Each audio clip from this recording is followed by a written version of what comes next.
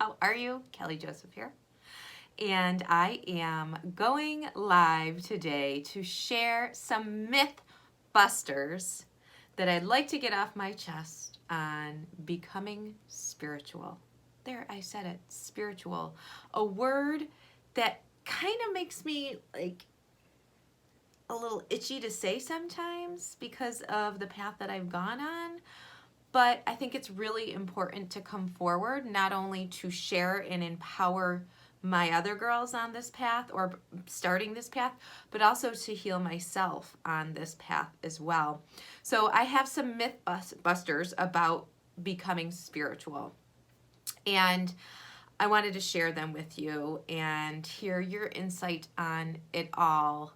And if you're listening and you're still listening, thank you. I think you will find this useful. You might open your eyes to a new perspective, which is what life is all about. So the first belief about being spiritual is that it is like a belief system. And that is so not true. By being spiritual, it doesn't mean that I am following a religious system or not following a religious system for that very matter. It has really nothing necessarily in my path, and now I can only speak for my truth, what my journey has been.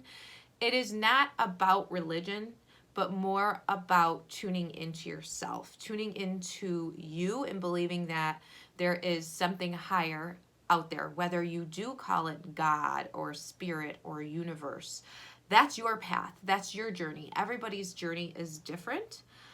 But when we start to judge or think, oh, she is in a religious cult or in this strict religion, or she's not religious and she's gone off the deep end spiritually, wrong. That has nothing to do with it. To make it super simple, it is just really tuning in to who you are, your higher self, and taking the time, the gifts that God gave you, universe gave you, spirit gave you, and uncovering them, taking that time to tune in. And that's my belief on my spiritual path. For so many years, I was shoving it down. I was not listening to my intuition and not listening to myself and listening to everybody else and what everybody else had to say, what they told me to do, what I should act like, all of these things that we're conditioned to from the outside world, just from where we're born and how we're raised, these rules that are put on us, these beliefs,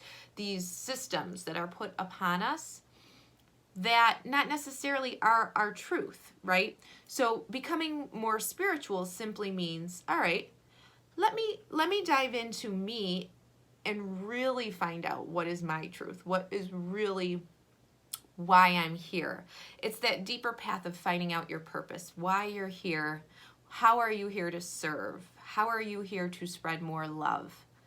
That is how I believe spiritualism runs in my world.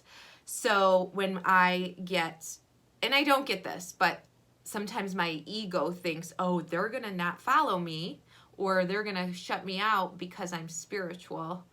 And it does play that ego mind game sometimes, whereas in reality, we all really could benefit from tuning into our bodies and really listening to ourselves and our higher self, whatever that looks like.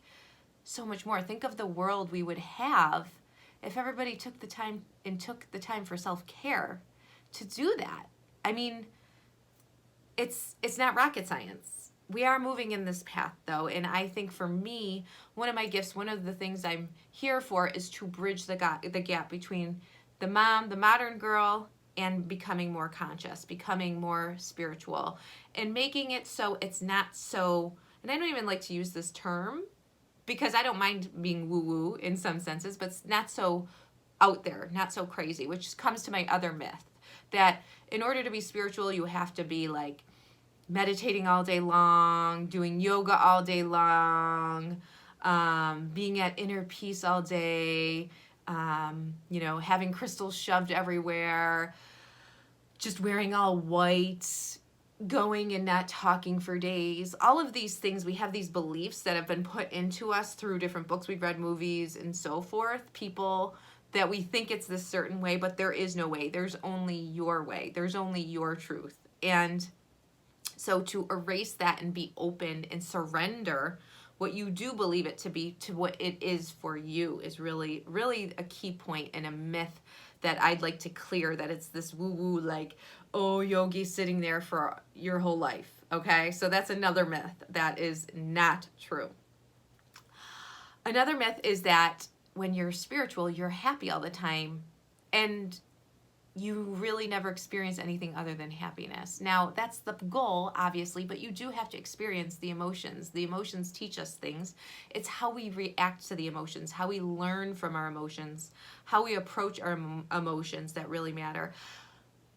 I go through challenges every day. I have struggles just like everybody else, but I am able to handle them with inner peace, confidence, self-worth, more so than I ever have before, and I know I will continue to grow on that path. It doesn't mean I will never have challenges or go through these highs and lows. That's not what being spiritual is. It is really about what you do in the present moment with the situations that have come into your life and how you handle them. And again, I know I'm going to say this a lot, but I want to be able to handle them with inner peace, with an open mind, and with a loving approach.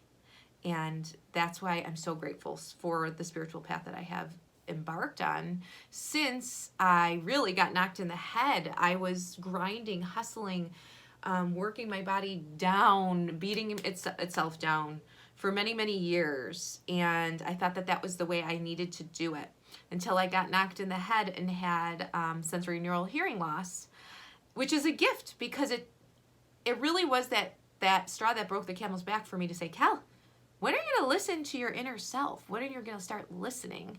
And that's what really allowed me to dive deeper. I was already on the spiritual path a little bit, but this really put me over to really being in it. And do I believe everybody has to have like one of those aha moments or those struggles? Not necessarily, but I will say when we get hit hard with something, whether it's through health or relationships, career or whatever, it does open our eyes, right? So I had those health issues that really put me over, and I just said enough was enough. And I said, you know what? It's not out there. My answers are not out there.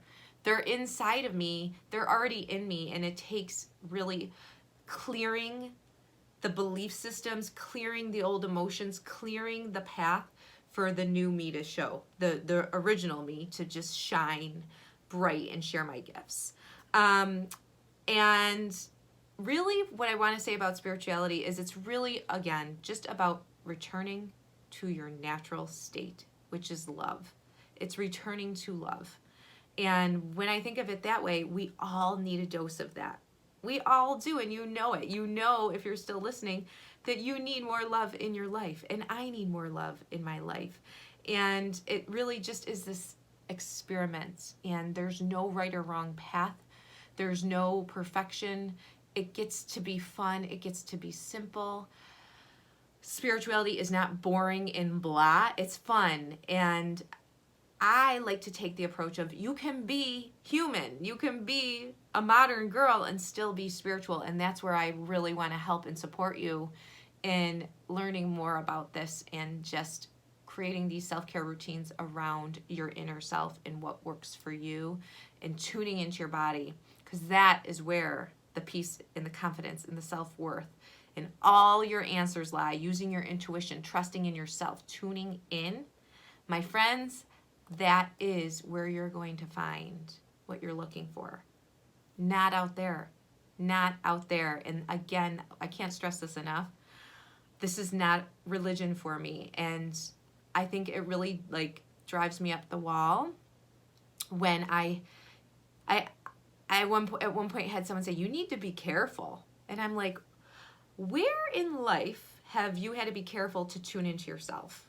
To really listen to your body and use that as a tool to become better? That is conditioning on the other person. That's not my problem. That's not my issue.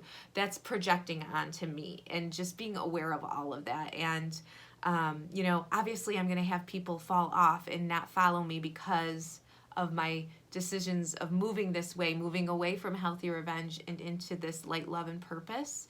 But if you're still listening and you want more of this, please enroll, sign up for my newsletter, sign up for my Modern Girls Intro into Human Design, which is a great starting point to learn more about yourself, to take it a step further. With that being said, I hope you have a fabulous day, lots of light, love, and purpose, and until next time, bye.